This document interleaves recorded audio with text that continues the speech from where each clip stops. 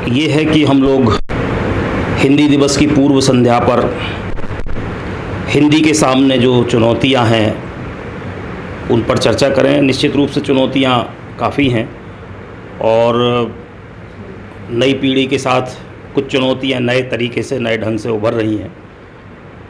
हम लोग एक अखबार के नाते उन चिंताओं से, उन सरोकारों से बहुत नज़दीकी से, बहुत अलग तरह से जुड़े हुए हैं। जब हम लोगों ने पत्रकारिता शुरू की थी तो उस ज़माने में ये कहा जाता था कि अखबार से घरों के बच्चे, परिवारों में नई पीढ़ी हिंदी सीखती है।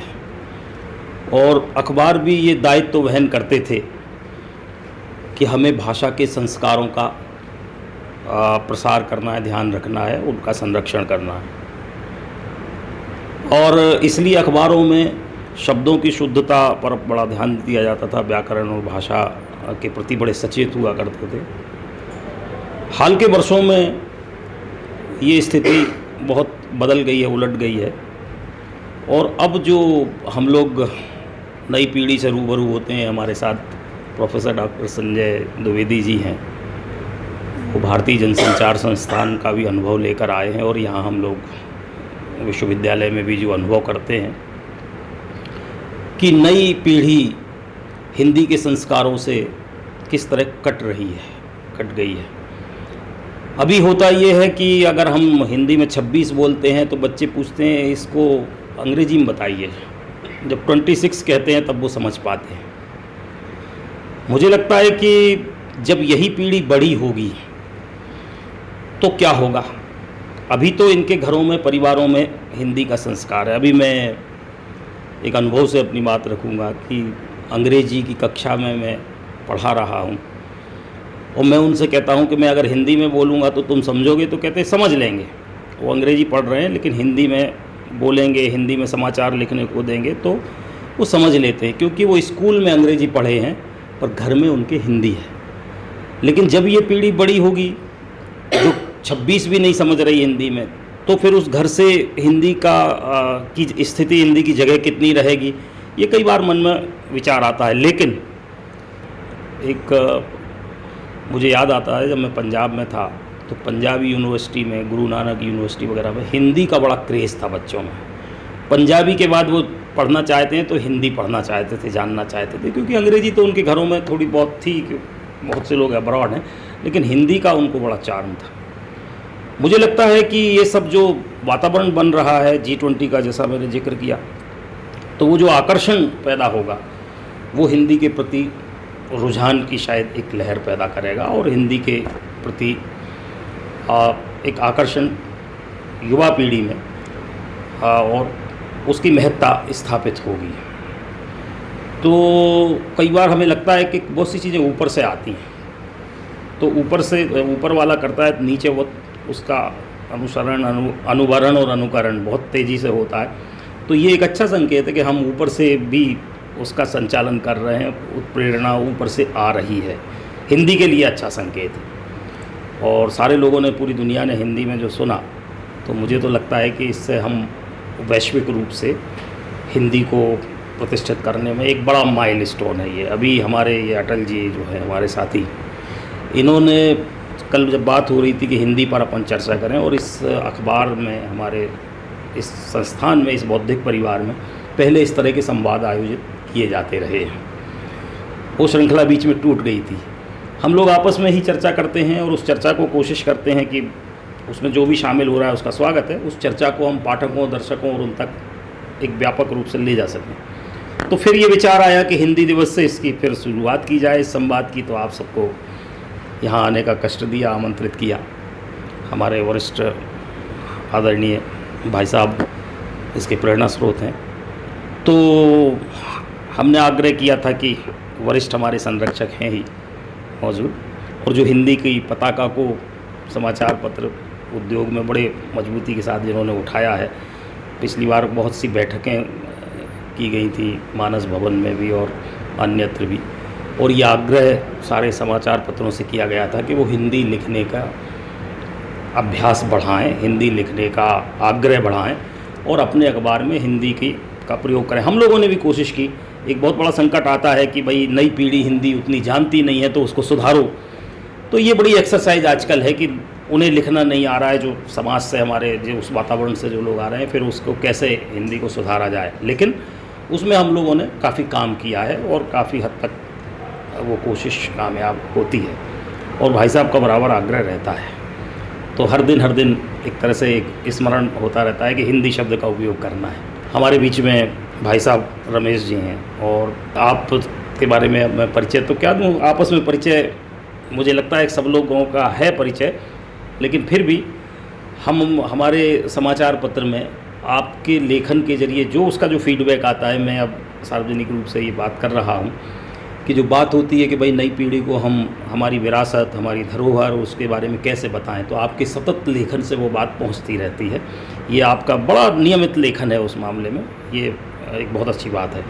और हमारे लिए तो एक सोने में सुहागा जैसी बात हो जाती है कि स्वदेश में आपका लेखन रहता है। तो मैं चाहूँगा कि भाई साहब जो है वो इस सारी चर्चा को, जैसा कि एक औपचारिकता होती है कि अध्यक्ष के रूप में एक वरिष्ठ को हम आसंदी पर बैठाएं और उसके अनुमति से उसको प्रणाम करते हुए चर्चा को आगे बढ़ाएं, तो आपसे मेरा आग्रह उस को स्वीकार करने का है। हमारे बीच में प्रोफेसर संजय द्विवेदी हैं जो शीर्ष पर पहुंचकर वहां का अनुभव लेकर उस अनुभव को साझा करने के लिए आज हमारे बीच में हैं। और हमारे तो पत्रकार साथी भी हैं और सब हम लोगों के लिए बहुत अच्छी गर्व की बात है कि अखबारों के बीच से निकल के एक व्यक्ति वहाँ तक पहुँचा। तो कल ये बात हो रही थी कि इन्होंने, अटल ने जो संरचना की उसमें ये हुआ कि जनसंचार में या समाचार माध्यमों में हिंदी की स्थिति पर बात की जाएगी। तो आप एक विद्वान वक्ता के रूप में हमारे बीच में रहेंगे और संस्कार, संस्कृति और हमारा जो वातावरण है पारिवारिक, सामाजिक, उसमें हिंदी की प्रतिष्ठा कैसे की जाए, हमारे रमेश जी से अच्छा कौन जानेगा। और रंजना जी हैं।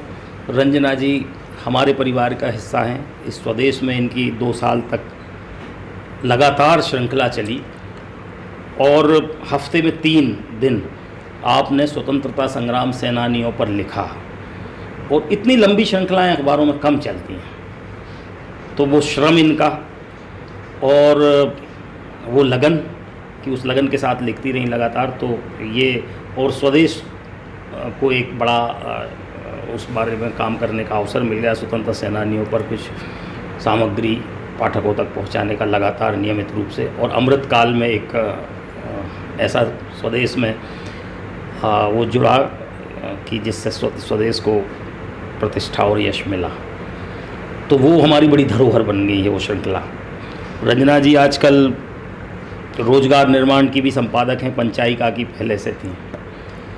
और इनकी जो मुझे एक बात बार बार याद आती है जब इनका नाम आता है कि इन्होंने तात्या टोपे पर पुस्तक लिखी है। तो हम लोग जो तात्या टोपे पर पढ़ते थे 2-4 पन्नों की सामग्री मिलती थी, ज़्यादा से ज़्यादा खींच खांच के 8-10 पेज कर लो, पर तात्या टोपे पर पूरी एक पुस्तक, तो वो पठनीय पुस्तक है, यहाँ उसका जिक्र करना। और एक पुस्तक और अभी हमारे हाथ में आ गई है भाई संजय जी की, मीडिया विमर्श। तो हम इसकी चर्चा भी करते चलें। मीडिया विमर्श तो इनकी पत्रिका है, लेकिन इन्होंने इंदौर के पत्रकारिता घराने पर ये पुस्तक पत्रिका केंद्रित की है। और इंदौर जो है पत्रकारिता में एक घराने की तरह बहुत अच्छी तरह प्रतिष्ठित है पूरे देश में, जिसकी प्रतिष्ठा है। तो वहाँ की पत्रकारिता जो जिस तरह से चली, जिस तरह से पली बढ़ी और बड़े बड़े दिग्गज संपादक वहाँ से पैदा हुए, तो उन्होंने इस पर इसको केंद्रित किया। अच्छी बात यह है कि मध्य प्रदेश की क्षेत्रीय पत्रकारिता पर एक ये पूरा अंक है। तो ये भी आज के मौके पर हमारे सामने ये अंक रखा हुआ है। ये बड़ा अच्छा एक अवसर है कि हम हिंदी दिवस पर उसकी बात कर रहे हैं। तो हमारे बीच में अक्षय जी हैं, प्रबंध संपादक हमारे अखबार के, और हमारे युवा साथी हैं। तो मतलब कहीं नहीं लगता कि कोई हम वरिष्ठ कनिष्ठ का अंतर है, कहीं इस तरह से वो घुल मिल के और काम इस अखबार का होता है। ये मुझे इस अवसर पर कहने का मौका मिला है तो मैं रख रहा हूँ ये बात। हमारे लोकेन जी हैं, हमारे साथ माखनलाल में प्राध्यापक हैं, स्वदेश के नियमित लेखक हैं, आजकल तो नई विधाओं में हाथ आजमा रहे हैं, वीडियो और ऑडियो, और उन पर काफ़ी काम कर रहे हैं। तो और ये हमारे सारे साथी उपस्थित हैं। सुदेश गौड़ साहब और हमारे 2 साथी और हैं। हमारे सुदेश गौड़ साहब संपादक हैं, हमारे साथ स्वदेश में हैं इन दिनों, पहले नई दुनिया के पूर्व संपादक रहे हैं, उसके पहले मेरे साथ भास्कर में रहे। और एक मज़ेदार बात साझा कर रहा हूँ आपसे भी पहली बार, कि इन्होंने एक बार कहा था जब भास्कर में पहुँचा था और फिर हम लोगों के ट्रांसफ़र होते रहे, तो इन्होंने मुझसे कहा, जहाँ आपके पीछे पीछे मैं चलता हूँ, ये क्या संयोग है कि मेरा जहाँ ट्रांसफ़र होता था वहाँ इनका हो जाता था पीछे से मेरे बाद, या ये पहुँचते थे उसके बाद मैं पहुँच जाता था, हम दोनों एक साथ चलते रहे कई जगहों पर, कई स्थानों पर। तो ये संयोग हमारे साथ, और यहाँ फिर वही संयोग हुआ है कि हमारे साथ सुदेश जी भी आ गए हैं। तो सुदेश जी आपका भी स्वागत है। ये समाधिया जी हैं, ये सुरेश समाधिया जी हैं। दैनिक भास्कर में जब हम लोग प्रवेश किए थे ट्रेनी के तौर पर, तब ये वहाँ कार्टून बनाते थे और इनके कार्टून बड़े चर्चित हुआ करते थे। तो कार्टून वाला भी पत्रकार ही है। आज एक बात चल रही थी बड़ी अच्छी कि फ़ोटो जर्नलिस्ट कौन, आजकल फोटोग्राफर भी जर्नलिस्ट है ना, फ़ोटो जर्नलिस्ट, तो आप कार्टून जर्नलिस्ट हैं। तो बात हो रही थी फ़ोटो जर्नलिस्ट कौन है, तो आजकल बोले फ़ोटो जर्नलिस्ट की परिभाषा ये है कि जो फोटोग्राफी भी कर रहा है और प्रेस नोट भी ला रहा है, मतलब जर्नलिस्ट। तो वो फ़ोटो खींचेगा वहाँ और प्रेस नोट ले आना भाई, तो वो फ़ोटो जर्नलिस्ट हो गया है। फ़ोटो जर्नलिस्ट की नई परिभाषा ये हुई।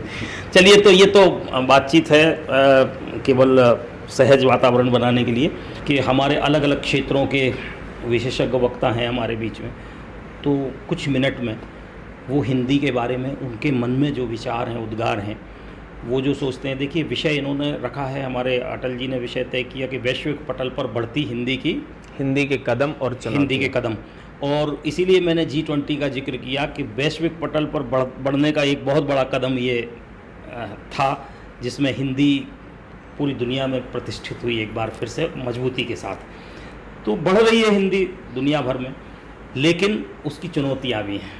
आपका विषय ये है, तो मैं चाहूँगा कि हम लोग इस विषय पर थोड़ी सी चर्चा आरंभ करें और फिर उसमें कुछ जो बिंदु होंगे उन पर हम लोग संवाद बीच बीच में करते रहेंगे। आपकी आज्ञा से हम शुरू करना चाहते हैं। तो रमेश भाई साहब से मेरा आग्रह है कि वो इस पर प्रकाश डालें और उसके बाद हम आगे चर्चा को बढ़ाएंगे। थोड़ा सा मेरे अपने स्वदेश परिवार और आयत की संयुक्त प्रस्तुति में आप सभी का एक बार फिर से स्वागत है। मेरे साथ हैं कुछ विशिष्ट अतिथि, उनका एक बार मैं फिर से परिचय करवाना चाहूँगा। मेरे साथ आज हैं वरिष्ठ पत्रकार श्री रमेश शर्मा जी, आपका स्वागत है। हमारे साथ भारतीय जनसंचार संस्थान नई दिल्ली के पूर्व महानिदेशक प्रोफेसर संजय द्विवेदी जी हैं। स्वदेश और आयत परिवार में आपका स्वागत है। और हमारे साथ हैं मध्यप्रदेश रोजगार और निर्माण की संपादक एवं वरिष्ठ साहित्यकार रंजना चितले जी। स्वदेश परिवार में आपका स्वागत है। चर्चा की शुरुआत करने से पहले मैं रमेश शर्मा जी भाई साहब से विषय प्रवर्तन पर मार्गदर्शन लेना चाहूँगा। विश्व पटल पर हिंदी के बढ़ते कदम और चुनौतियाँ, इस पर आप हमारे दर्शकों को परिचित करवाएं। देखिए, बहुत बहुत धन्यवाद। आज के कार्यक्रम में हमारे सबके बीच में उपस्थित मार्गदर्शक राजेंद्र शर्मा जी, संजय जी, रंजना जी, विवेक जी, स्वदेश जी, सुरेश समाधिया जी, अक्षत जी, अटल जी, लोकेंद्र जी, उस सारे बंधुओं को सबसे पहले आभार कि आप सबके बीच में मुझे बात रखने का अवसर मिला। तो सबसे पहले तो हमको हिंदी के चुनौतियों को निवारण के लिए एक बात दिमाग से एकदम निकाल देना चाहिए कि हिंदी शब्द या हिंदुस्तान शब्द जो है वो यूरोपियों के इंडस से बना है। हिंद शब्द या हिंदी शब्द संस्कृत के 2 धातुओं से बनता है, एक हन धातु लगती है उसमें और एक इन धातु लगती है। जब दोनों धातुओं का संधि होती है तब एक ना इसमें से गायब होता है और शब्द हिंद बनता है। इन धातु से इंद्र बनता है। इंद्र जो है वो मन को कहा गया, मन यानी व्यापक को कहा गया। और जो हिंद धातु का जो उद्देश्य आता है वो हिमालय से लेकर के इंदु सरोवर को सागर तक का, तो ये सारा का सारा क्षेत्र और इसमें व्यापक होना, इन धातु से उसका व्यापक होना। तो वहाँ से लेकर के व्यापक क्या हो सकता है? वो भाषा हो सकती है, वो बोली हो सकती है, वो स्वर हो सकता है। तो हिंदी जो स्वर बनता है वो संस्कृत के 2 धातुओं से बनता है। तो सबसे पहले तो हमको अब ये जो हमको गुलाम बना करके हमारे दिमाग में हमको मानसिक गुलाम बनाने के लिए उन्होंने ये बात डाली है कि इंडस बना है। भाई आप बताइए, इंडस शब्द दिया है कोलंबस ने। कोलंबस कब आया? उससे पहले 7वीं शताब्दी में मोहम्मद बिन कासिम आया था, उसने हिंदुस्तान शब्द, हिंदू शब्द का उपयोग किया हुआ। 712 में मोहम्मद बिन कासिम आया था। तो हमको इस बात को समझ लेना चाहिए। एक बात। दूसरी सबसे बड़ी बात जो है, हिंदी शब्द की चुनौतियां तब तक समाप्त नहीं होंगी जब तक भारतीयों के मन में जो दासत्व का बोध है, जो आत्मा में समा गया है, उनके दासत्व का बोध, दासता का बोध जो है वो 5 प्रकार का होता है। एक शरीर की दासता होती है, दूसरी मन की दासता होती है, तीसरी बुद्धि की दासता होती है, चौथी इंद्रियों की दासता होती है, और फिर 5वीं जो मन की दासता होती है। तो कहीं ना कहीं हमारी आत्मा में जो दासत्व बोध समा गया है, हमको दास बनाने वाले लोग चले गए, उनको गए हुए 70 साल 77 साल हो गए, बाकी कुछ लोग तो और 200 साल पहले ही चले गए, लेकिन आज भी हम उनकी भाषा को सहेज करके रखे हुए हैं। हमारे कितने ऐसे शब्द हैं जो प्रतिदिन के उच्चारण में उर्दू के आते हैं और अरबी के आते हैं। मैं प्रतिदिन किसी न किसी उसमें जाता हूँ, चर्चा में, टीवी की चर्चा में, तो वो कहता है कि तारुफ कराएं हम अतिथियों से। आपने भी सुना होगा तारुफ कराएं। अरे वो चले गए अरब के लोग, और आज भी वो कहता है कि तारुफ कराएं। इसको आत्मा की गुलामी कहते हैं। हमारे अपने घरों में कितने बच्चे ऐसे हैं जिन्हें हम अंग्रेजी स्कूल में पढ़ाते हैं, हम क्यों नहीं पढ़ाते हिंदी स्कूलों में? तो कहने का मतलब इसको आत्मा की गुलामी कहते हैं। वो चले गए, उसके बाद भी हम उनके जूते सिर पर उठाए घूम रहे हैं, क्योंकि वो जूता सिर पर रखने पर हमको पुरस्कार दिया करते थे। तो ये जो था कि ये जो मन की गुलामी होती थी कि मन के दास बन जाने से, भाई हम मैं जूता सिर पर रख दूंगा तो 5 रुपये इनाम देंगे, ये मन की दास्ता हुई। फिर आत्मा की दास्ता ये है कि वो चले गए, उसके बाद भी उनका मैं जूता सिर पर रख के घूम रहा हूँ। तो सबसे पहले तो हिंदी की चुनौती को समाप्त करने के लिए हमको अपने भीतर स्वत्व का जागरण करना होगा, स्वाभिमान का जागरण करना होगा, हमें अपनी मिट्टी से जुड़ना होगा और हमें अपनी मिट्टी की सुगंध को समझना होगा। दूसरी हिंदी की विशेषता बात यह है, हमारी जो भाषाएं थी, संस्कृत भाषा है, लोक भाषा हिंदी थी। संस्कृत में और हिंदी में अंतर क्या है? केवल इतना है जो आखिर में हमने हलंत लगाया था संस्कृत में, उसको हटाया है। हलंत चूंकि नाद का प्रतीक था, तो अनुसंधान की भाषा, वेद रचना की भाषा, ऋषियों की भाषा वो संस्कृत थी। उस संस्कृत को लोक भाषा जो बनाया है वो उसको हिंदी में बनाया। तो कुल मिलाकर के केवल हलंत हटाया है जो नाद का प्रतीक आता है, तो उसको हमने हटाया और बाकी संस्कृत के सारे शब्द हैं। तो केवल हिंदी में ये विशेषता है कि संसार की सभी भाषाओं को ज्यों का त्यों लिखा जा सकता है, ज्यों का त्यों बोला जा सकता है। कोई भी किसी भाषा में बोल सके उसको हिंदी में लिखा जा सकता है और समझा जा सकता है। संसार की सारी भाषाएं जो आज हम जिनको कहते हैं, अंग्रेजी कहते हैं, फ्रेंच कहते हैं, जर्मनी कहते हैं, ये सारी भाषाएं चोरों की भाषाएं हैं। उन्होंने हमसे वर्णाक्षर चुराए हैं। मुझे आप ये बताइए कि तुम्हारे पास था के लिए कोई अक्षर नहीं है और जुगाड़ करके लिखते हो टी और एच से, तो थॉमस नाम तुमने काय के लिए रख रखा है? मुझे आप बताइए तुम्हारे 26 अक्षरों में है क्या था? तुम्हारे 26 अक्षरों में कितने सारे शब्द हैं, घा शब्द नहीं है, उसके बाद भी बकिंगम नाम रखते हैं, जुगाड़ कर लेंगे जी और एच की। तो कुल मिलाकर के वो सारे के सारे जुगाड़ करते हैं। उनके अगर आप अल्फ़ाबेट देखेंगे, वर्णाक्षर देखेंगे, तो अलिफ बे पे बोलेंगे, अलिफ बे पे बोलेंगे, तो लेकिन उच्चारण में अलिफ बे पे नहीं आएगा, उच्चारण में आ आएगा और ला आएगा। हम अगर आ लिखते हैं तो आ उच्चारण में है, ला है तो ला उच्चारण में। तो उन्होंने लिखा तो अलिफ बे पे, लेकिन अलिफ के उच्चारण में, बे के उच्चारण में, पे के उच्चारण में पा तो हमारा है, आ भी हमारा है। तो हमारे 3 शब्द चुरा करके उन्होंने एक अपना वर्ण बनाया है। तो हमको इस सत्य को सबसे पहले तो समझ करके स्वाभिमान करना है कि हमारे पूर्वजों ने अगर हमको विश्व गुरु कहा गया है तो यूं ही नहीं कहा गया। तो हिंदी को सबसे पहले तो हम समझ लें इस बात को कि आखिर हमारी हिंदी क्या है, और हिंदी से चुराए हुए सारे के सारे शब्द हैं। तो कुल मिलाकर के सबसे पहले तो हमको ये समझना। लेकिन अब ये परिवर्तन का दौर आया। कई बार क्या रहता है, प्रकाश और अंधकार दोनों साथ साथ चलते हैं जी। प्रकाश में और अंधकार में बहुत अंतर आता है। अंधकार में कितनी चीज़ें हम भूल जाते हैं, कितनी चीज़ों को हम, उनकी धारणाएं हमारी अशुद्ध हो जाती हैं, चित्रों को भी हम ठीक से नहीं समझ पाते। लेकिन पिछले कुछ वर्षों से भारत में प्रकाश आया है। तो प्रकाश आया है, उस प्रकाश में हम अपनी आँखों से भारत को देख पा रहे हैं, भारत को समझ पा रहे हैं, अपने स्वत्व और स्वाभिमान को समझ पा रहे हैं, और उस पर सारी की सारी चर्चा हो रही। तो ये जो है, अब हिंदी की अगर इसमें चर्चा हुई है तो इसमें कोई शक नहीं कि जो ये G20 का जो समूह था उसमें हमारे प्रधानमंत्री जी ने विशेषकर जो बात उन्होंने रखी है, और इस बात को प्रसंग से हट करके एक बात कहना चाहता हूँ। पहला प्रधानमंत्री मैंने ऐसा देखा जब वो लंदन गए और उनके सम्मान में लंदन के राज परिवार ने भोजन रखा, ये उनके पिछले कार्यकाल की बात है, और उसमें भारतीय जो लंदन में रहने वाले भारतीय थे वो उसमें उपस्थित थे। जानते हो उन्होंने वहाँ की महारानी के सामने क्या कहा?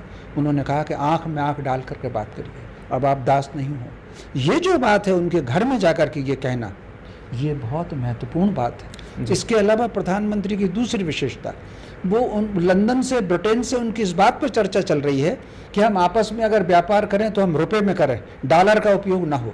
जिन 14 देशों से व्यापार में बात चल रही है उसमें ब्रिटेन भी एक है। तो निश्चित रूप से प्रधानमंत्री जी का जो है अपनी मिट्टी से जोड़ने का, और उसी में उन्होंने इस बार को G20 में हिंदी को स्थापित किया। वो संसार में जहाँ भी गए हैं वहाँ उन्होंने हिंदी की बात रखी, हिंदी भाषियों के बीच में हिंदी से बोले, और इसी का परिणाम है कि अगर ब्रिटेन का प्रधानमंत्री आता है तो वो जय श्री राम कहता है। तो ये जो हमको लक्षण मिल रहे हैं, ये मैं समझता हूँ न केवल हिंदी के बल्कि हिंदुओं के भी आत्माभिमान के जागरण के, स्वत्व के जागरण के उसके अवसर मिल रहे हैं। और हम अपना स्वत्व तभी जागरण कर पाएंगे जब हम अपनी स्वभाषा पर प्रेम करेंगे, अपने बच्चों को समझाएं।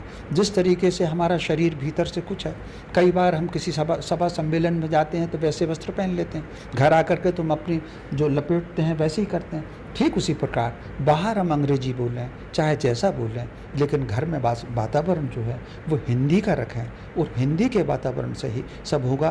और एक बात कह कर के, यद्यपि प्रसंग का विषय आज का नहीं है, लेकिन मुझे बहुत प्रसन्नता हुई, ये मैं पहली ऐसी एक अंतर्राष्ट्रीय सम्मेलन मैंने दिल्ली में आयोजित देखा जिससे निपट कर के लोग मंदिर गए, वरना वहाँ से लिपट कर लोग आगरे के कब्रिस्तान में जाते थे, वहाँ जाकर के कब्र को ही देखा करते थे। पहली बार वहाँ से लोग निकल कर के मंदिरों में गए हैं, संस्कृति की चीज़ों में गए हैं। एक बड़ा परिवर्तन आ रहा है और ये हिंदी के लिए एक शुभ संकेत है। धन्यवाद। मैं इसी सत्र को आगे बढ़ाते हुए आपसे एक प्रश्न है। आपने राष्ट्रीयता की बात कही, लेकिन जब हम ये देखते हैं कि स्वतंत्रता के अमृत काल में हम प्रवेश कर चुके हैं, लेकिन राष्ट्रभाषा के रूप में आज तक हिंदी की स्थापना नहीं हो सकी है। जब बात चलती है कि राष्ट्रभाषा के रूप में हिंदी बने, तब प्रायः भाषाई विवाद चला दिए जाते हैं। इस पर आपके क्या विचार हैं, और राष्ट्रीय एकता के निर्माण में हिंदी की भूमिका कैसी है? देखिए, सबसे पहले तो कई बार एक दृश्य हमको दिखता है, लेकिन उसका मूल क्या है, उसकी पृष्ठभूमि क्या है, ये हमको देखना है।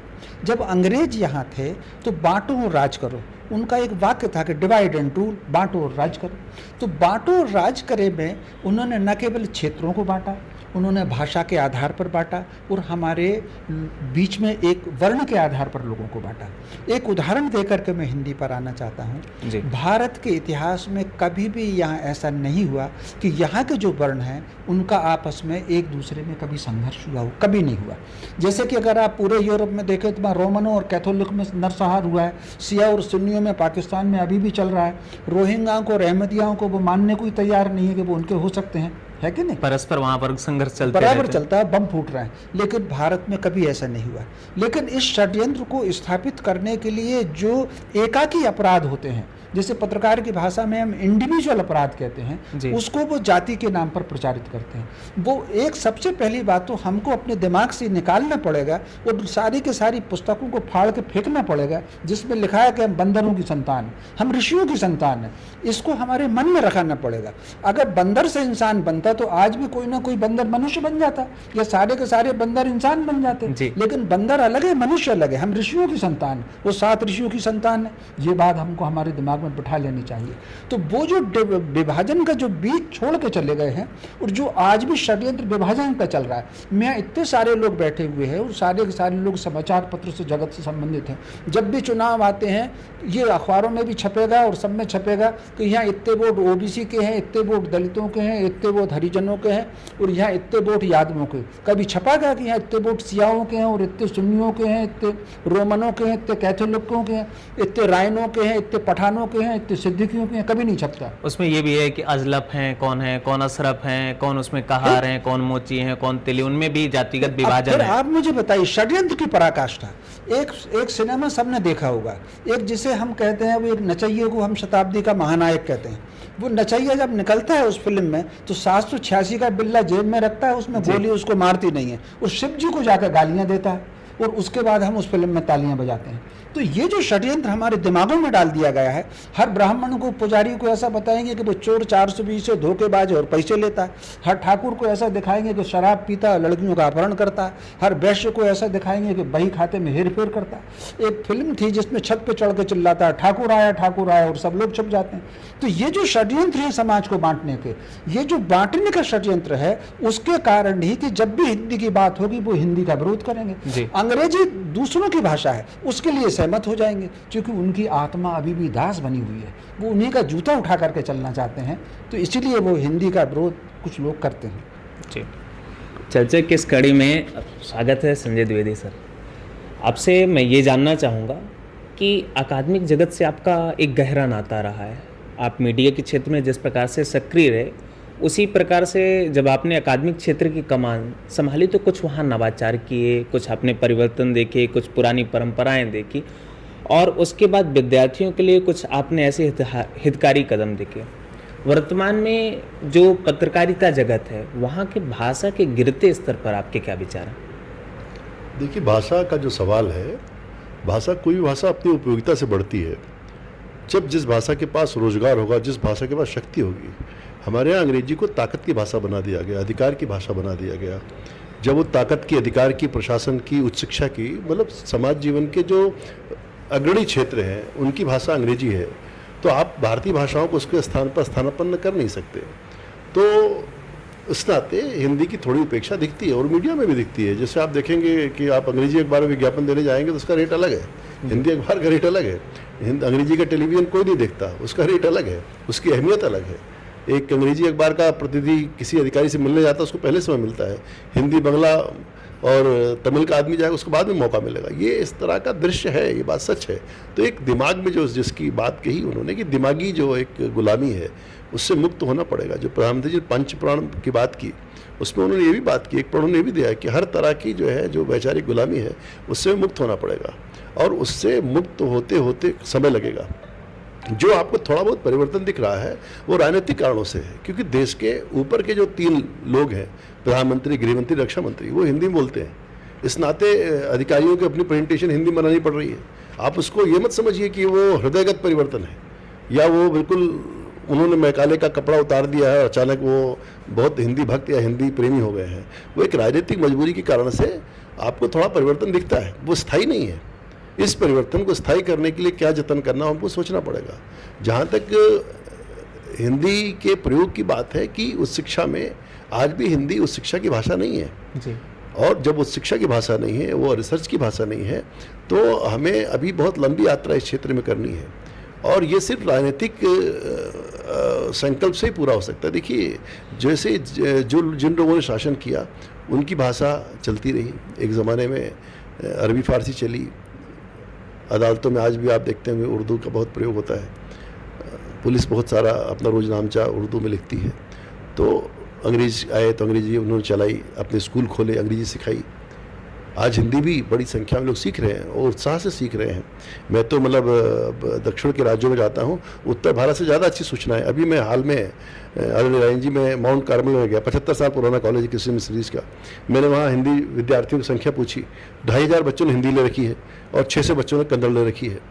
तो वो भी एक तरह का ये है कि उत्साह उन लोगों में हिंदी सीखने पे है, क्योंकि हिंदी का एक जो बाज़ार है, हिंदी स्पीकिंग मार्केट है, वो खुला है। हिंदी में मूल काम करने वाले लोगों की मांग बढ़ रही, विज्ञापन में, एडवर्टाइजिंग में, सिनेमा में, सब जगह।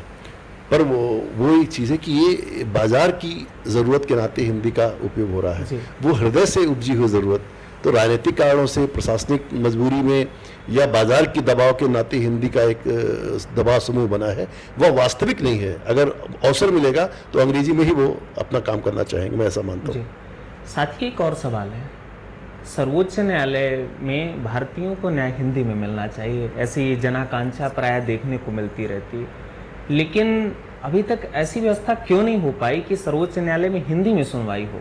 इस पे कौन कौन सी अड़चनें हैं, इस पर क्या काम किए जा सकते हैं? नहीं, अदालत की जो सुप्रीम कोर्ट की तो भाषा अंग्रेजी ही है। जब तक वो कानूनी तौर पे बदला नहीं जाता तब तक उसमें कुछ कर नहीं सकते, उसमें कोई क्या कर सकता, उसकी भाषा ही अंग्रेजी है। जब उसकी भाषा अंग्रेजी तो अंग्रेजी में काम होगा।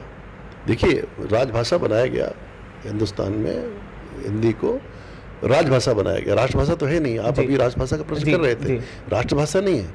जितनी 22 संवैधानिक भाषाएं हैं जिनको संविधान की सूची में दर्ज है, वो सभी राष्ट्रभाषाएं हैं। जी। हिंदी राजभाषा है। केंद्र सरकार के दफ्तरों में काम करने वाले व्यक्ति को हिंदी में काम करना चाहिए, ऐसा आग्रह है। उसमें भी उन्होंने 3 क्षेत्र बांट रखे कि कार्य क्षेत्र का व्यक्ति 100% काम करे, खाद्य क्षेत्र का व्यक्ति इतना % करे और गाँव क्षेत्र को छूट है। ऐसा नहीं कि सबको काम करना है या 100% काम हिंदी में होना है। सिर्फ कार्य क्षेत्र के लिए उन्होंने 100% की अनिवार्यता लगाई है। राज्यों में वो भी अनिवार्यता नहीं है। तो ये जो कानूनी आधार पर चीज़ें की जाती हैं, फिर भी एक उत्साह लोगों को है। अभी माननीय गृह मंत्री जी बहुत उत्साह के साथ इस काम में लगे हुए हैं। आप पता हो, उन्होंने अभी राजभाषा सम्मेलनों की शुरुआत की। पहला सम्मेलन बनारस में हुआ, दूसरा अभी सूरत में हुआ और कल जो है तीसरा सम्मेलन पुणे में होने जा रहा है, जिसमें देश भर के राजभाषा अधिकारी, हिंदी के काम से जुड़े लोग बुला रहे हैं और बड़े अधिकार के साथ अपनी बात कहते हैं। आपको पता है कि किस तरह कितने बलपूर्वक अपनी बातें कहते हैं, वो इस बात के प्रेरित कर रहे हैं। पर राजनीतिक सत्ता की अपनी भूमिका है, पर समाज को तो उसको स्वीकार करना पड़ेगा। मैं अपनी संतति का भविष्य अंधकार में नहीं डाल सकता, इसलिए अंग्रेजी स्कूल में बच्चों को भेजता हूँ। मूल बात ये है। तो ये एक लंबी लड़ाई है जिसको आपको लड़ना पड़ेगा और जीतना ही पड़ेगा। एक राजनीति ने एक वातावरण उपलब्ध कराया है, इस वातावरण को करते हुए कई जगह इसका मिसयूज भी हो रहा है। जैसे ये चीज़ आई नई शिक्षा नीति की, अब मैं भी कर्नाटक के प्रवास पर था, मुझे पता चला कि नई शिक्षा नीति में कहा गया कि मातृभाषाओं में शिक्षा होगी। उसका बहाना लेके वहाँ उन्होंने डिग्री कॉलेजों से जहाँ पे हिंदी का अध्यापन हो रहा था उसको हटा कन्नड़ डाल दिया।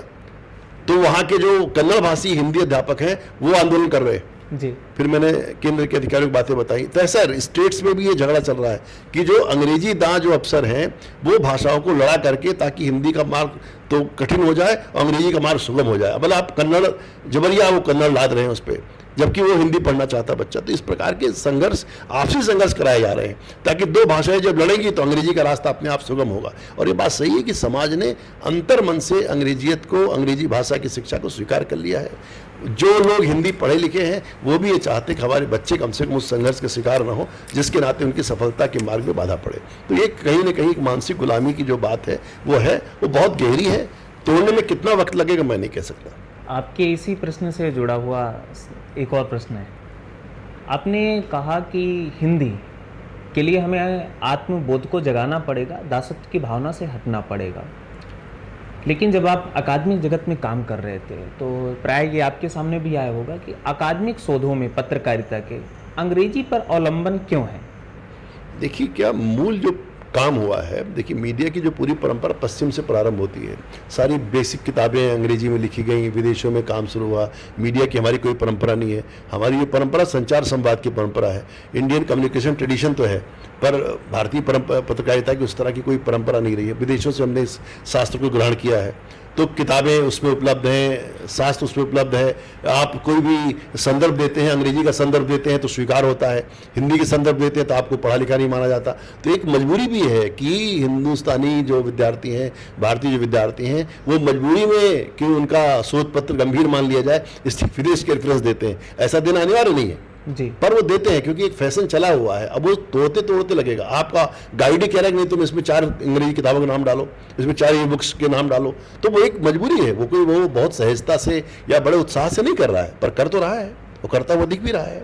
तो ये संकट है और ये गुलामी सिर्फ विद्यार्थी की नहीं है, ये गुलामी अध्यापक की भी है, क्योंकि अध्यापक तो उसी परंपरा से आया है। विद्यार्थी तो थोड़ा सा अभी जागृत भी हुआ कि उसको थोड़ा हिंदी को लेके, जैसे अभी मैंने आज ही किसी की पोस्ट पढ़ी कि वो दिल्ली यूनिवर्सिटी के बारे में उन्होंने लिखा कि दिल्ली में जब हम पढ़ने आए थे तो दिल्ली यूनिवर्सिटी में बड़ा अंग्रेजी का वातावरण था, आज हिंदी वाले बड़े शान से, बड़ा धमक से हिंदी बोल के घूमते हैं। तो ये एक राजनीतिक परिवर्तन के कारण है, पर मुझे लगता है इसको समय देना पड़ेगा और ये चीज़ें धीरे धीरे दुरुस्त भी होंगी। क्योंकि जब आप आत्मसम्मान, आत्मबोध जगता है व्यक्ति का, राष्ट्रबोध जगता है, अपनी भाषाओं की तरफ लौटता है। और ये जो संकट आपको हिंदी क्षेत्र में दिख रहा है, ये संकट आपको भाषाई इलाकों में नहीं है। आप तमिल में जाएंगे, तेलुगु में जाएंगे, कन्नड़ में जाएंगे, मलयाली में जाएंगे, बंगला में जाएंगे, मराठी में जाएंगे, आपको इतना गहरा संकट नहीं दिखेगा। वहाँ पर रंजना जी जैसे पुस्तक लिखने वाले लोग भी, उनको सरकारी नौकरी करने की जरूरत नहीं है। वो किताब लिख के, नाटक करके भी गाड़ी और कार मेंटेन कर सकते हैं। पर आप हिंदी में लिख के तो जिंदा नहीं रह सकते, बंगला में लिख कर आप जिंदा रह सकते हैं, बंगला में थिएटर करके भी आप जिंदा रह सकते हैं। तो ये जो हीनता बोध है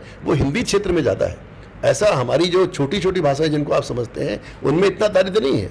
असमिया में आपको इतना दारिद्र्य नहीं दिखेगा, तमिल में बिल्कुल नहीं दिखेगा, मलयाली में नहीं दिखेगा। मलयालम के सिनेमा को देखिए, मलयालम के थिएटर को देखिए, मलयालम के लिटरेचर को देखिए, मराठी के लिटरेचर को देखिए, तो आपको अपनी जो उनको आप छोटी भाषाएं कहते हैं उन भारतीय भाषाओं से हिंदी भाषियों को सीखने की ज़रूरत है, उस आत्मसम्मान को जागृत करने की ज़रूरत है। भारतीय जनसंचार संस्थान के क्षेत्रीय पाठ्यक्रम यानी क्षेत्रीय भाषाओं के पाठ्यक्रम भी संचालित होते रहे हैं विविध क्षेत्रों में। ऐसे में एक चीज़ ये प्रश्न आता है कि हिंदी जो है वो सभी भारतीय भाषाओं का किस प्रकार से पोषण करने वाली है? देखिए, हिंदी में काम करने से आपका दायरा बढ़ता है। हिंदी ही हिंदुस्तान सुनता है। गांधी भी जब बाहर से आए लौट करके, और उस समय राष्ट्रीय आंदोलन के ज़्यादातर नेता विदेशों से पढ़ के आए जो अच्छी अंग्रेजी बोलते थे, पर उनको हिंदुस्तान से जब संवाद करना हुआ तो उनको हिंदी में करना पड़ा। आज भी जो हमारा सबसे बड़ा इलेक्शन कैंपेन होता है चुनाव का, लोकसभा चुनाव का, हम हिंदी में करते हैं। सोनिया जी भी हिंदी बोलती हैं। विदेशों से जो लोग आए कैटरीना कैफ जैसे सिनेमा करने, वो भी हिंदी बोलते हैं। तो हिंदी का एक है, हिंदी की ताकत है, ऐसा नहीं कि हिंदी की ताकत नहीं है। पर जब आप उसी वही व्यक्ति जब वोट मांगने निकलता है उसकी भाषा अलग होती है। वही व्यक्ति जब कार्यालय में जाता है, पार्लियामेंट के अंदर खड़ा होता है, तो जो है उसको अंग्रेजी में बोलना ज़्यादा सुहाता है। अभी इस बार अविश्वास प्रस्ताव में बाकायदे बीजेपी को व्हिप जारी के कहना पड़ा अपने सांसदों को कि आप सबको अविश्वास प्रस्ताव पर हिंदी में ही बोलना है ताकि हिंदुस्तान सुन सके।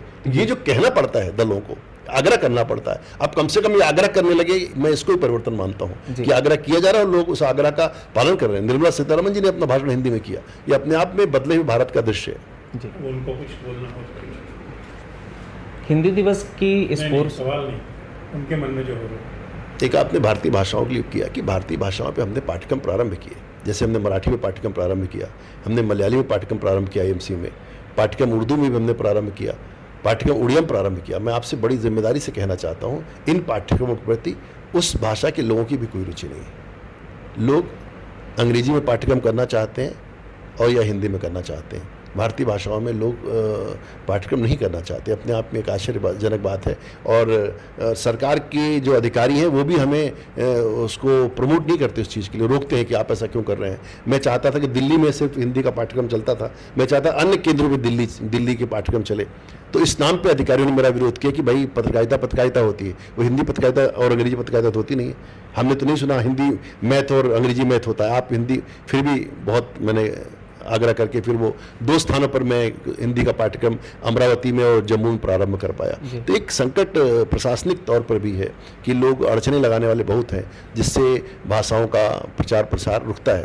पर मतलब इसमें मैं मानता हूँ कि जो हालात थे, हालात वैसे नहीं है। इस समय भारतीय भाषाओं का वास्तव में अमृतकाल चल रहा है। इस अवसर का समाज को फायदा उठाना चाहिए। जी, पत्र पत्रिकाएं हैं, हिंदी के विकास में उनका योगदान कैसा है और समाज को हिंदी के प्रति वे कैसे जोड़ पा रहे हैं, इस पर आप प्रकाश डालें।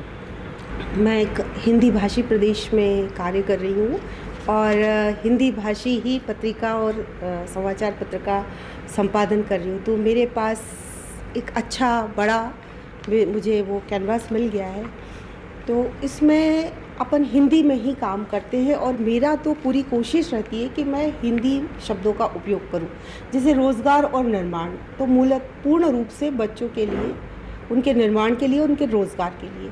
तो प्रयास ये रहता है जैसे हिंदी दिवस पर या और भी कुछ आलेख हम इस तरह से प्रकाशित करते हैं जो बच्चों के लिए उपयोगी हो, और उसमें हिंदी के शब्दों का विशेष तौर से विशेष रूप से मैं इस बात का ध्यान रखती हूँ कि हिंदी के शब्दों का उपयोग हो। और हिंदी के लिए अलग से हम प्रश्नोत्तरी भी उसमें प्रकाशित करते हैं। इस तरह से रोज़गार निर्माण में ये बात जाती है। और दूसरा, जहाँ तक पंचायिका का प्रश्न है, तो मध्य प्रदेश पंचायिका सारी पंचायतों में जाती है और प्रदेश की जो पंचायतें हैं उनके विकास के, उनके निर्माण की सारी गतिविधियाँ उसमें होती है। तो उसकी भाषा बहुत ही मुझे एक अच्छा मौका मिलता है, एक सरल सहज भाषा में वो उस चीज़ को निकालती हूँ। जी, जहाँ रोजगार और निर्माण में आप शुद्ध साहित्यिक हिंदी का प्रयोग करती हैं, वहीं पंचायिका में आम जनमानस को समझ में आने वाली हिंदी का प्रयोग करती हैं। और जब आप साहित्यकार की भूमिका में आती हैं तो आपको कुछ परिवर्तन देखने को मिलते हैं। वर्तमान में साहित्यकारों में भी इंग्लिश के प्रति मोह बढ़ता जा रहा है, अंग्रेजी के शब्दों की भरमार उनके साहित्य में मिलती जा रही है। इससे भाषा में कैसा परिवर्तन देखने को मिल रहा है? ये बात तो आपकी बिल्कुल सही है कि हम कथा हो, कहानी हो या जीवनी हो, इसमें बहुत ज़्यादा अंग्रेज़ी के शब्दों का प्रयोग हो रहा है, लेकिन हमें प्रयास करना चाहिए। हर साहित्यकार को या हर पत्रकार को या हर पत्रकारिता जगत से निकले हुए विद्यार्थी को एक कोशिश तो करनी चाहिए। मैंने एक छोटी सी कोशिश की जी चूँकि आपने साहित्य की बात की, तो अभी आज़ादी के अमृतकाल में मैंने एक पुस्तक निकली है जनजातीय योद्धा। देश भर के 25 प्रांतों के जनजातीय योद्धा को उसमें शामिल किया है और वो हिंदी में निकाली है। मेरे को उसमें अंडमान निकोबार की भी है, आसाम की भी है, नागालैंड की भी है, मिज़ोरम की है। मुझे वहाँ से और जो दक्षिण के क्षेत्र से वहाँ से लिख के अंग्रेज़ी में आया था।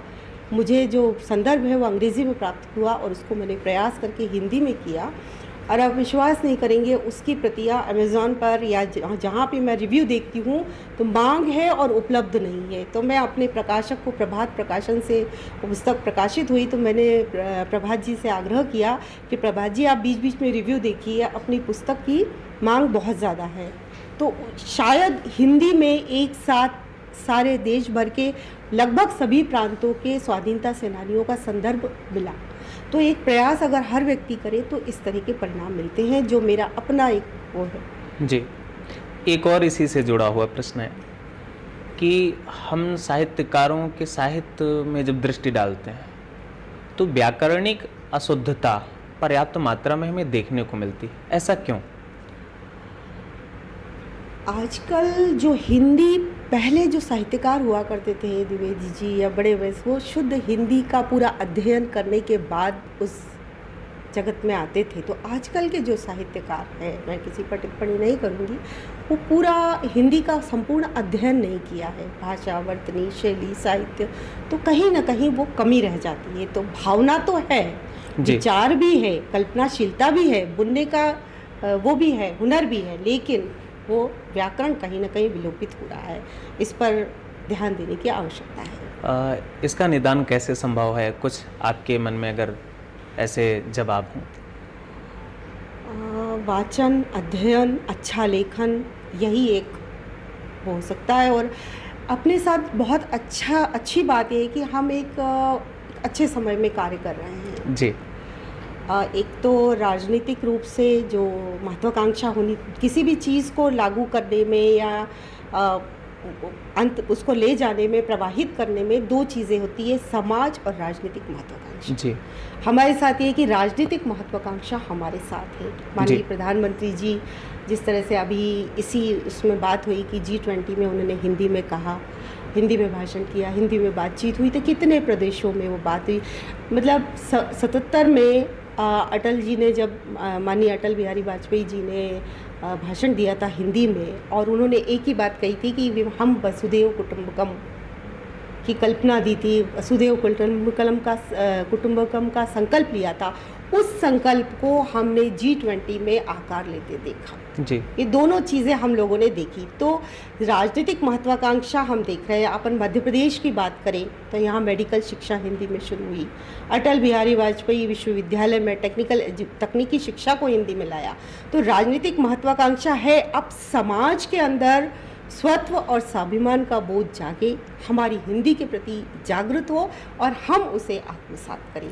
ये हमारा दायित्व है, हर व्यक्ति का दायित्व है। हर व्यक्ति ने अगर इस दायित्व को ले लिया तो निश्चित तौर पे हिंदी विजय हो जाएगी। जी। जब आप दायित्व की बात कर रहे हैं, ऐसे में हिंदी के विकास में साहित्यकारों की कैसी भूमिका होनी चाहिए? साहित्यकारों को हिंदी भाषा को गरिष्ठ ना हो, जैसे मैंने बताया ना, मेरे पास दो उदाहरण है, रोजगार निर्माण और पंचायत का। उसको उठा के देखेंगे, उसमें बिल्कुल हिंदी में गरिष्ठता न होते हुए, क्योंकि आज के हमारे पास 21वीं सदी के युवा है, आज की युवा पीढ़ी अलग है।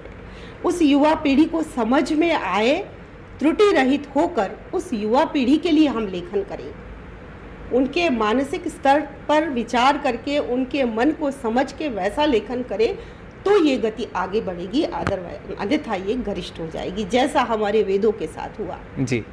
अगर इन्हीं को और सरलीकृत हम करते जाते तो शायद ये आज एक युवाओं को पता ही नहीं है कि वेद की ऋचाओं में हम स्वेट मार्टन को पढ़ते लोग, सब कुछ ऋग्वेद में है। जी। आत्मविश्वास है, दृढ़ निश्चय है। ऐसी कोई चीज़ नहीं है वैदिक ऋचाओं में जिसमें इसका वो ना हो, व्यक्तित्व निर्माण ना हो, पर युवाओं तक पहुंच नहीं रहा है। ये किसकी गलती है? हम लोगों की गलती है। हम लोगों ने उसको, हमारे जो उस समय में जो हुआ उसके बाद उसका सातवलेकर जी ने प्रयास किया, आदरणीय सातवलेकर जी ने काफ़ी प्रयास किया, उसको सरलीकृत करने का प्रयास किया, पर उसके आगे उस पर कोई मंथन नहीं हुआ। तो इस तरह के मंथन की आवश्यकता है और हम ही सब लोगों को ऐसे संकल्प लेने होंगे और उसको आगे बढ़ाना। जी, जैसा कि अभी मैंने बताया कि दो चीज़ें बहुत ज़रूरी है, एक समाज का अपना मन और राजनीतिक इच्छा शक्ति। राजनीतिक इच्छा शक्ति तो है, प्रधानमंत्री जी से लेकर हमारे प्रदेश स्तर तक हम देख रहे हैं। हिंदी भाषी प्रदेश का ये सौभाग्य है कि हमारे पास ये अवसर है। जी, अब हमें समाज में वो स्वत्व जागे, स्वाभिमान जागे, वो बोध जागे, इसके लिए हम सभी का दायित्व बनता है। हम सभी संकल्प लें और हर व्यक्ति अपना, जैसा मैंने भी कहा कि अपना अपना दायित्व पूर्ण करें तो निश्चित ही हिंदी की एक श्रेष्ठ हो सकती है। अंतर्राष्ट्रीय पटल पर तो हिंदी पहुंच चुकी है। माननीय प्रधानमंत्री जी जिन देशों में, चाहे अमेरिका हो, ब्रिटेन हो, जिस भी देश में जाते हैं वो प्रवासी भारतीयों से बातचीत करते हैं। मेरी बेटी भी अमेरिका में है और ऐसा कुछ रहा, माननीय मुख्यमंत्री जी जब गए थे तो उसका उनसे बातचीत भी हुई।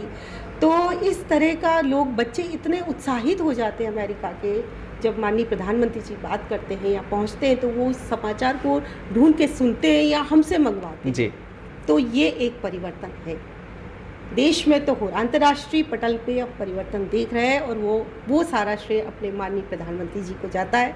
अब ये राजनीतिक तो हमें मिल रहा है, लेकिन अब हम समाज इस चीज़ के लिए आगे बढ़े। देखो, स्वतंत्रता तो तभी मिली ना जब एक एक जन जन आ गया। जी, तो हिंदी को राजभाषा, राष्ट्रीय भाषा हो ना हो, वो एक संवैधानिक प्रश्न है। हम संवैधानिक प्रश्न पे न जाकर अगर उठ खड़े हों तो संभव है। आज़ादी प्राप्त करना ये संवैधानिक अधिकार नहीं था, लेकिन स्वाधीनता हमने प्राप्त की ना, क्योंकि समाज उठा था। अगर समाज उठ जाएगा तो राजभाषा, राष्ट्रभाषा का प्रश्न गौण हो जाएगा, ऐसा मुझे। जी, भाई साहब, आपसे एक प्रश्न है। भारत के निर्माण में राष्ट्रीय स्वयंसेवक संघ की भी अपनी महत्वपूर्ण भूमिका रही है। आज हम जो वर्तमान में राष्ट्रीय नेतृत्व देखते हैं तो प्रायः हम पाते हैं कि राष्ट्रीय स्वयंसेवक संघ की तपोस्थली से ही निकल कर के ऐसे तपस्वी राजनेता आए हैं। तो हिंदी के विकास में राष्ट्रीय स्वयंसेवक संघ की कैसी भूमिका रही है और संघ कैसे काम करता रहा है, इस पर आप प्रकाश डालें। इस प्रश्न को हिंदी तक, संघ तक सीमित करके देखने की अपेक्षा संघ का हमेशा पक्ष जो है भारतीय भाषाओं के उत्थान और उनके विस्तार के लिए रहा है आग्रह। 2015 में संघ ने इस विषय पर अखिल भारतीय प्रतिनिधि सभा में एक प्रस्ताव भी पारित किया कि भारतीय भाषाओं का संवर्धन और संरक्षण कैसे हो, विस्तार से उसमें उसके लिए प्रयत्न कैसे हो सकते हैं, उसमें दिशा सूत्र में वो बातें आई। और हिंदी को लेकर के आग्रह संघ के जो सबसे ज़्यादा देखे जाने वाले, जिनके बारे में बात होती है, ऐसे द्वितीय सरसंघचालक जी, माधव सदाशिवराव गोलवलकर, जिन्हें गुरुजी के नाम से जानते हैं। 1950 में हरियाणा में प्रांतीय हिंदी सम्मेलन आयोजित हुआ। तब उन्होंने हिंदी को लेकर के जो वक्तव्य दिया वहाँ साहित्यकारों के बीच में, हिंदी प्रेमियों के बीच में, उस वक्तव्य को पढ़ना चाहिए। वहाँ से संघ भाषाओं के बारे में क्या सोचता है, हिंदी के बारे में क्या सोचता है, उसकी दृष्टि मिलती है। उन्होंने स्वयं कहा कि मैं मराठी भाषी हूँ, मेरी मातृभाषा हिंदी नहीं है, लेकिन हिंदी बोलने में, हिंदी को विस्तार देने में, हिंदी को स्वीकार करने में, हिंदी में अध्ययन करने में मुझे गौरव की अनुभूति होती है। मैं हिंदी का अध्ययन करता हूं तो लगता है मैं अपनी संस्कृति का अध्ययन कर रहा हूं। लगभग इस प्रकार से उन्होंने अपना वक्तव्य वहाँ रखा है। इसके अलावा हिंदी और संघ के अंतर संबंध को समझने और एक दूसरे का कैसे सहयोग किया या हिंदी का विस्तार कैसे किया, तो मध्य प्रदेश के बड़े अच्छे साहित्यकार हैं, प्रसिद्ध साहित्यकार हैं देवेंद्र दीपक जी, उनकी एक छोटी सी पुस्तक है राष्ट्रीय स्वयंसेवक संघ और हिंदी, वो भी लोगों को देखनी चाहिए, तो उससे भी ध्यान में आती हैं बातें। और मुझे एक और छोटी सी बात कह के अपनी बात पूरी करूँगा कि आपातकाल के समय में कई लोग संघ के कार्यकर्ता पकड़े इसी बात पे गए कि वो अच्छी हिंदी बोल लेते थे जी, तो पुलिस ढूंढती थी कि कौन है, क्योंकि किसी के माथे पे तो लिखा नहीं था कि संघ का स्वयंसेवक है। तो किसी न किसी रूप से ढूंढती थी, तो कोई अच्छी हिंदी बोलता हुआ दिख जाता था तो पुलिस उसको पकड़ती थी। ऐसा जो लोग गए उन्होंने मुझे, उनसे मेरा अनुभव बातचीत हुई तो उन्होंने बताया कि मैं भाषा के कारण से पकड़ा गया, क्योंकि मैं अच्छी हिंदी बोल रहा था। तो ये संघ ने हिंदी को स्थापित करने में, भाषा के विकास में संघ की भूमिका को हम देख सकते हैं। यानी कि भारतीय भाषाओं के संपूर्ण विकास में संघ की अपनी भूमिका सबसे महत्वपूर्ण रही है। बिल्कुल, संघ हमेशा से भारतीय भाषा स्व को लेकर के बात करते हैं ना। संघ का जो जन्म हुआ, संघ की स्थापना हुई, तो भारत के स्व की स्थापना कैसे हो, तो स्व की स्थापना के लिए जब हम जाएंगे तो भाषा के, स्वभाषा के बिना वो पूरी होती नहीं। इसलिए स्वभाषा अर्थात भारत की भूमि पर पैदा हुई जितनी भी भारतीय भाषाएं, वे सब अपनी भाषाएं, उन सब का विकास होना चाहिए, उनके बीच में समन्वय होना चाहिए। समन्वय, चूंकि गुरुजी ने उस भाषण में ये भी कहा, वो कई बार कहते भी, उनके सामने भी ये प्रश्न आया जो आपने पूछा था प्रारंभ में रमेश जी से, कि जो अहिंदी भाषी हैं उनके बीच में एक हिंदी के प्रति नकारात्मक भाव पैदा करने का प्रयत्न किया है, तो प्रारंभ से। तो लेकिन गुरुजी उसमें कहते हैं कि ये सबको विचार करना चाहिए कि अंग्रेजी आने से पहले हम किस भाषा में बात करते थे एक दूसरे से। वो हमारी अपनी ही भाषा थी, कभी संस्कृत थी, कभी प्राकृत ने उस जगह को लिया, बाद में हिंदी ने लिया। तो उस बड़े मन से सोचेंगे, मानस बन रहा है। संजय सर ने भी बताया, बाकी सब वक्ताओं ने भी बताया कि राजनीतिक कारणों से भी, और एक स्व की जो अनुभूति हुई अमृत काल में, उसके कारण से भी एक वातावरण बन रहा है। उस वातावरण से आगे चल करके परिवर्तन भी हमको दिखेगा। कार्यक्रम के समाहार के लिए मैं स्वदेश भोपाल राय समूह के प्रधान संपादक आदरणीय राजेंद्र शर्मा जी से आग्रह करता हूँ।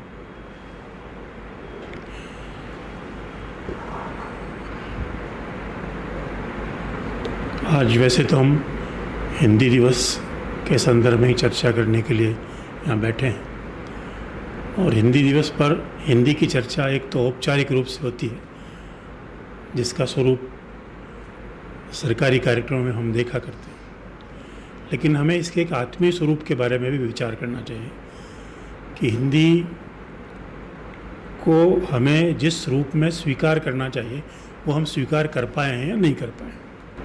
मेरे सामने अभी ये प्रधानमंत्री जी की एक पुस्तक रखी, और इस पुस्तक पर उनका शीर्षक तो है सबका साथ, सबका विकास और सबका विश्वास, और इस पर जो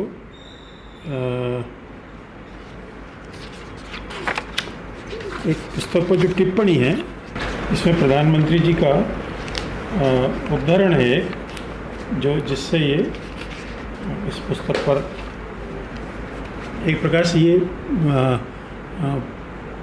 पुस्तक पर सीधी टिप्पणी कही जा सकती है, या पुस्तक में प्रधानमंत्री जी द्वारा प्रकट जो विचार हैं उस पर एक जो उसका प्रतीकात्मक वाक्य है वो प्रस्तुत करने की कोशिश हुई है। आत्मनिर्भर भारत अभियान हर क्षेत्र में एफिशिएंसी को बढ़ावा देता है। ऐसे सेक्टर्स जिसमें भारत के पास लॉन्ग टर्म कंपैरेटिव एडवांटेज है, उनमें सनराइज और टेक्नोलॉजी बेस्ड इंडस्ट्रीज को नई ऊर्जा देने पर ज़्यादा बल दिया गया है। हम चाहते हैं हमारी ये इनफैक्ट इंडस्ट्रीज भी भविष्य में और अधिक स्ट्रांग और इंडिपेंडेंट बने। इसलिए आपने देखा होगा कि एक और अहम कदम उठाया गया है, देश में प्रोडक्शन लिंक्ड इंसेंटिव स्कीम शुरू की गई। ये स्कीम उन उद्योगों के लिए है जिनमें भारत ग्लोबल चैंपियन बनने की क्षमता रखता है। अब ये आत्मनिर्भर और भारत को बनाने की दिशा में जो अभिव्यक्ति दी गई है, उस अभिव्यक्ति का एक वाक्य, वो वाक्य वो क्या कहेंगे, प्रतीकात्मक वाक्य नहीं, उस अभिव्यक्ति को प्रकट करने वाले का विचार बिंदु है ये। अब ये आई है, यहाँ प्रधानमंत्री जी गुजराती भाषी हैं, इसलिए उनको इन शब्दों के उपयोग की अनुमति दी जा सकती है, लेकिन यहीं तक सीमित अगर रहा, इसका हमने ये विचार नहीं किया कि ये जो हिंदी है, ये इस हिंदी को पढ़ने के लिए या समझने के लिए जो केवल हिंदी जानता है वो उसको नहीं समझ सकता। उसके लिए अनिवार्य है कि वो अंग्रेजी का जो ज्ञान है उसके लिए अनिवार्य है। ये अगर हिंदी प्रचलित होती है तो वो यह केवल जो अंग्रेजी जानने वाले लोग हैं उनके लिए ही उपयोगी हो सकती होगी, सामान्य जन के लिए उपयोगी नहीं हो सकती। तो हमें हिंदी का वो स्वरूप जो वस्तुतः हिंदी हो, सामान्य जन के लिए उपयुक्त हो और उसको कार्य व्यवहार में लाने के बड़े प्रयत्न करने होंगे। वैसे देखा जाए तो इस बार ये जो G20 हुआ, ये था तो G20, लेकिन उसमें प्रकट हिंदी हुई।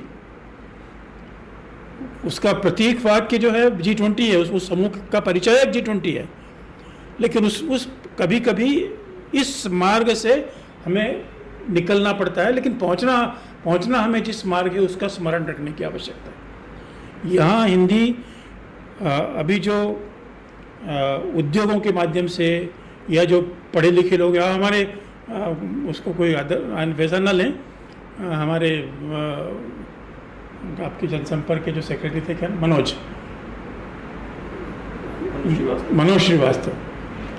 श्रीवास्तव जी का आप भाषण सुन लीजिए। उसमें इतने अंग्रेजी के भाषण आएंगे, लेकिन उनकी जो हिंदी है वो पर्याप्त मात्रा में शुद्ध रहती है। एक वो सोच है जो लेकिन अगर उनके विचारों का आप विचार जहाँ जाकर पूर्ण होंगे, उस पूर्णता में उनका हिंदी के प्रति आग्रह अवश्य रहने वाला है। तो हमारे उसमें हिंदी का ये जो आग्रह है, जैसे इंडिया दैट इज भारत, प्रधानमंत्री जी ने अपने भाषणों में तो खूब इंडिया, ये इंडिया, वो इंडिया कई बार वो लाए हैं।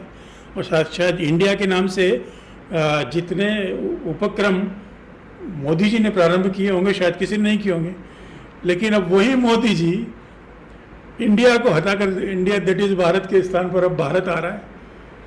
परिस्थितियां ऐसी बनी कि उन्हें इंडिया का परित्याग करना पड़ा, चाहे वो राजनीतिक मजबूरी हो, लेकिन अब भारत रहा है।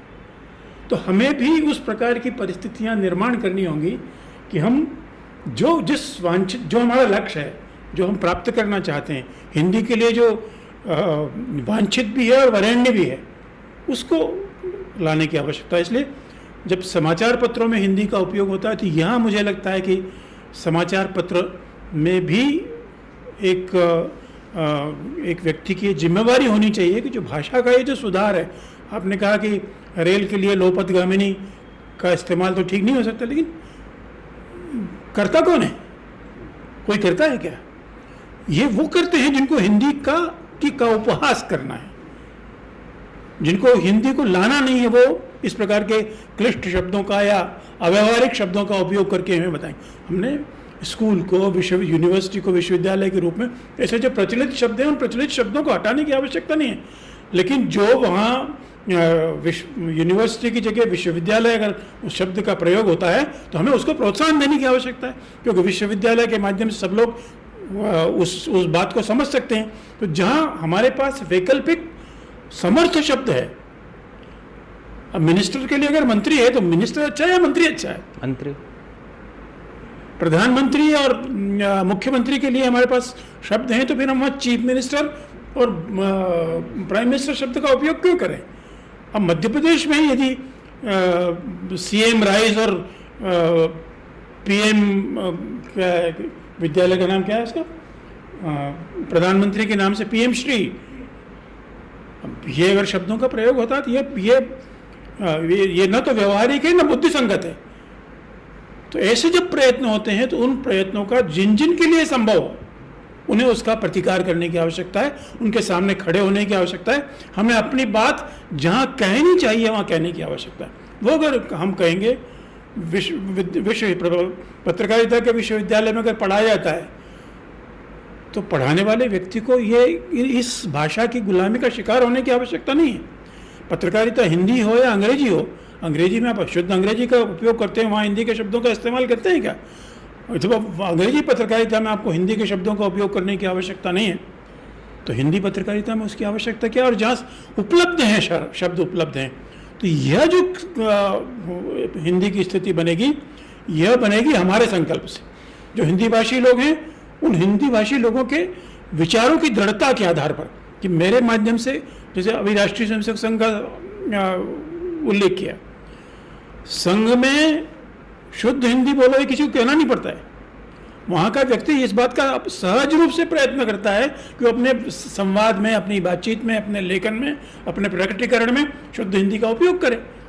ये उन्होंने अगर अपना संस्कार बना लिया है, तो ऐसा संस्कार अगर जो हिंदी प्रदेश है, उन हिंदी प्रदेश में काम करने वाली जो विभिन्न संस्थाएं हैं, हमारे यहाँ अगर रोटरी क्लब काम करता है या लायंस क्लब काम करता है, तो उनको अपने उसमें अंग्रेजी में भाषण कराने की और वो जो अंग्रेजी की पद्धति से जो उनकी जो परंपरा है उसका पालन करने की आवश्यकता नहीं। वहाँ पे हिंदी पद्धति लाइए, जो हमारी हिंदी ना कहे भारतीय जो परंपरा है, उन भारतीय परंपराओं का आह्वान करने का हमारा प्रयत्न रहना चाहिए।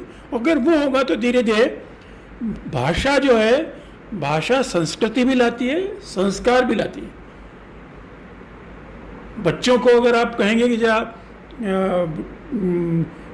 मंजन कर लीजिए, ये कहेंगे, या दतौन कर लीजिए, ये कहेंगे, ये कहने के स्थान जरा पेस्ट कर लीजिए या टीथ क्लीन कर लो, इस प्रकार से अगर हम बोलेंगे तो वो हमारी भाषा नहीं है। उसको तो हम अगर आप हिंदी में कहेंगे तो आप कह भी ठीक से पाएंगे और वो समझ भी ठीक से पाएगा। तो बच्चे को जैसी भाषा हम सिखाएंगे वैसी भाषा वो सीखेगा। ये भाषा का संकट जैसे आपने कहा कि अन्य भाषाओं में नहीं है, लेकिन हमारे देश की सब भाषाएं इस संकट से पीड़ित हैं।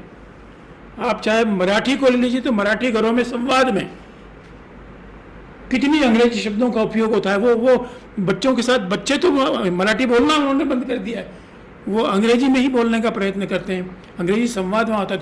यह संकट केवल हिंदी का नहीं है, ये सभी भारतीय भाषाओं का संकट है। और उससे अंग्रेजी अगर यहाँ जब तक रहने वाली है, अंग्रेजी हमारे सब प्रकार के कामकाज की भाषा रहने वाली है, तो उसके संस्कार भी अंग्रेजियत वाले ही होंगे।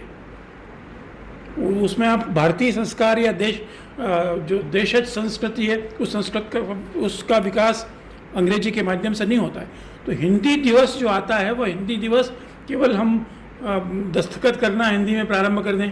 आज भी सरकार, केंद्र सरकार में हिंदी में भले ही आपने अंग्रेजी में पत्र लिखा हो, लेकिन भेजने वाले ने अगर अपना हस्ताक्षर हिंदी में कर दिए हैं, तो सरकार की दृष्टि से वो पत्र हिंदी का हो गया। खत्म कर दिया, खत्म कर दिया उसने। अब आपको लिखना पड़ेगा पत्र हिंदी में। अच्छा, हिंदी में लिखे हो जाए। अभी किया। अच्छा, अभी क्या? तो ये मैं, चूँकि मैं भी एक हिंदी सलाहकार समिति का सदस्य था, तो उसमें केवल हस्ताक्षर मान लिया जाता था कि आपका पत्र हिंदी हो गया और वो हिंदी लागू हो रही है हमारे, ऐसा माना जाता है। तो ये एक प्रकार से वृत्ति है, हमें उस वृत्ति को बदलना होगा। और ये वृत्ति वही, जिसे रमेश जी ने उल्लेख की थी, ये गुलामी की मानसिकता की वृत्ति है जी। अंग्रेजी के प्रति जो आग्रह है, वो आग्रह उसी का परिणाम है। तो लोग ये कहते भी हैं कि वास्तव में हमारी जो स्वतंत्रता आई है, वह स्वतंत्रता तो इस सरकार के बाद आई। अटल बिहारी वाजपेयी ने पहली बार हिंदी का उद्घोष संयुक्त राष्ट्र संघ में किया, वो उनका प्रारंभ था। लेकिन अब जो प्रारंभ करके उन्होंने बाकी सब समाज करेगा, ये इस बात की उन्होंने अपेक्षा प्रकट की। अब लेकिन समय ऐसा आया है कि हम उनकी अपेक्षा के अनुसार इस देश को हिंदीमय बनाने का, इस देश में हिंदी को जैसे कि कहा कि राष्ट्रभाषा, अब राष्ट्रभाषा तो नहीं, वो राजभाषा, लेकिन वो राजभाषा के रूप में भी इस्तेमाल होने लगे। आज तो राजभाषा के रूप में भी उसका प्रयोग जिस रूप में होता है, वो एक प्रकार से राजभाषा आज भी अंग्रेजी है। बीजेपी सरकार के कुछ मंत्री अपने यहाँ या उनके अधीन उनके निर्देश पर काम करने वाले कुछ जो सचिव हैं, वे उसका इस्तेमाल भले ही कर लेते होंगे, लेकिन आज भी राजभाषा अंग्रेजी ही है। केंद्र का और राज्यों के साथ हिंदी भाषी क्षेत्रों को छोड़ दें, बाकी सब राज्यों के साथ जो संवाद होता है वो अंग्रेजी में ही होता है, वो उनकी क्षेत्रीय भाषा में नहीं होता है। तो ये एक हिंदी दिवस के अवसर पर हमें केवल हिंदी क्षेत्रों में ही हिंदी को लागू करने या हिंदी को प्रत्येक कामकाज की भाषा बनाने की दिशा में काम नहीं करना पड़ेगा।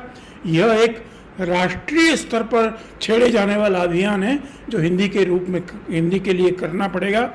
और हिंदी के प्रति जो दुर्भाव पैदा हो गया है, उस दुर्भाव को खासतौर से अहिंदी भाषी क्षेत्रों में, वो राजनीतिक कारण है उसके, लेकिन उसे हमें उनकी भाषा के प्रति एक औदार्य अपनाते हुए उनकी जो भाषा है, आज अगर हम यहाँ तमिल में और तमिल और हिंदी के कुछ कार्यक्रम यहाँ अगर आयोजित होते हैं, तो जो तमिल भाषी लोग हमारे बीच में आएंगे उनमें और हम हिंदी भाषा में तो एक प्रकार का तादाद में स्थापित होगा। यहाँ वास्तव में देखा जाए तो तमिल और केरल, वहाँ से आने वाले बहुत से लोग जो हिंदी में काम करते हैं या हिंदी जिन्होंने सीखी है, साहित्य के अच्छा हिंदी साहित्य रचने का काम भी वो लोग करते हैं। मराठी के तो बहुत सारे लोग हैं, स्वयं रंजना जी मराठी भाषी हैं, लेकिन अच्छी हिंदी की साहित्यकार हैं। तो ऐसे अन्य भाषाओं के जो लेखक हैं, जो साहित्यकार हैं, वे हिंदी में अच्छा काम कर रहे हैं। जैसा हिंदी में वो अच्छा काम कर रहे हैं, वैसे ही हमें दूसरी जो भारतीय भाषाएं, उन भारतीय भाषाओं में काम करने की जो प्रवृत्ति है वो विकसित होनी चाहिए। कम से कम एक दूसरी भाषा जो भारतीय भाषा है, उस भारतीय भाषा को सीखने का हमने प्रयत्न किया तो वो हमारे लिए बड़ा उसका लाभ होने वाला है। और हिंदी दिवस के अवसर पर हम हिंदी के लिए संकल्प लें और हिंदी को इस देश को जोड़ने वाली भाषा बनाएं, इस प्रकार का संकल्प लें। उसमें हिंदी का पावित्र्य तो सुरक्षित रखना ही पड़ेगा, हिंदी को अपने घरों में स्थापित तो करना ही पड़ेगा। और जब घरों में स्थापित होगा, हिंदी भाषी प्रदेशों में उसके प्रति एक गर्व की अनुभूति होगी। हमारे यहाँ जब विश्व हिंदी सम्मेलन हुआ था तो मध्य प्रदेश की सरकार ने जितनी हिंदी को लागू करने के लिए घोषणाएं की थी, आज उनको उन्हीं बातों का स्मरण दिला दिया जाए कि हम उन घोषणाओं में से हमने कितनी घोषणाओं का अनुपालन किया है। अगर वो ही लागू हो जाए तो हमारे कम से कम जो मध्य प्रदेश जैसे हिंदी भाषी प्रदेश हैं, वो प्रदेश उसको स्वीकार कर लें तो हिंदी के लिए बहुत हितकारी कदम हो सकता है। आज इस अवसर पर हम हिंदी के प्रति अपनी दृढ़ता, अपनी जो प्रतिबद्धता है उसको तो प्रकट करें ही, हिंदी का व्यवहार में लाने की दिशा में प्रयत्न करें। और विशेष तौर से समाचार पत्रों की ये बहुत बड़ी भूमिका है कि वे अपनी भाषा को सुधार कर, अपनी भाषा की रक्षा करते हुए वे हिंदी के ही अखबार बने रहें। वो हिंदी के अखबार के नाम से विज्ञापन लेते हैं, वे हिंदी के अखबार के नाम से बिकते हैं और सबसे ज़्यादा हित हिंदी का करते हैं।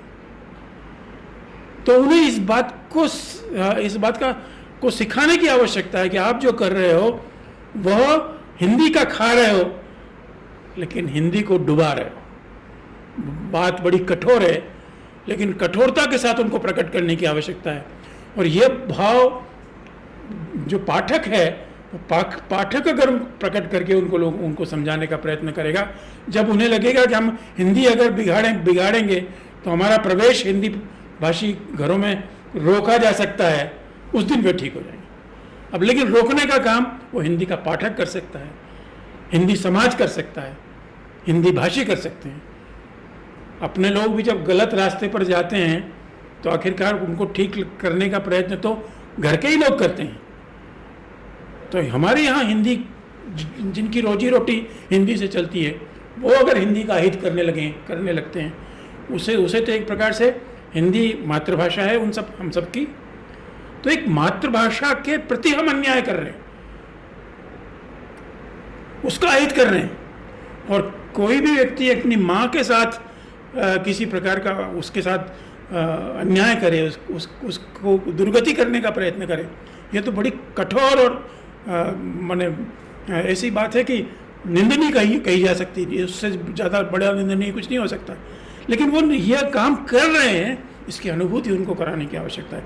झगड़े से भी नहीं हो सकती, लेकिन आग्रह अगर हम करते जाएंगे तो ये एक स्थिति में परिवर्तन आ सकता है। आज के दिन अगर हम इसका संकल्प लेते हैं और दृढ़ता प्रदर्शित करते हैं तो ये उसमें हिंदी का हित हिंदी भाषी करें, उसका विचार करें, उसकी चिंता करें, उसको लागू करें, यह आज के दिन संकल्प लेने की आवश्यकता है। और इस अवसर पर मैं अपनी शुभकामनाएं हिंदी दिवस के अवसर पर सबको देते हुए प्रार्थना करूँगा कि हिंदी भाषियों के हृदय में बैठे, उसकी शुद्धता और स्वत्व की रक्षा करने के लिए वे दृढ़ संकल्पित हों, यही मेरा अनुरोध है। धन्यवाद।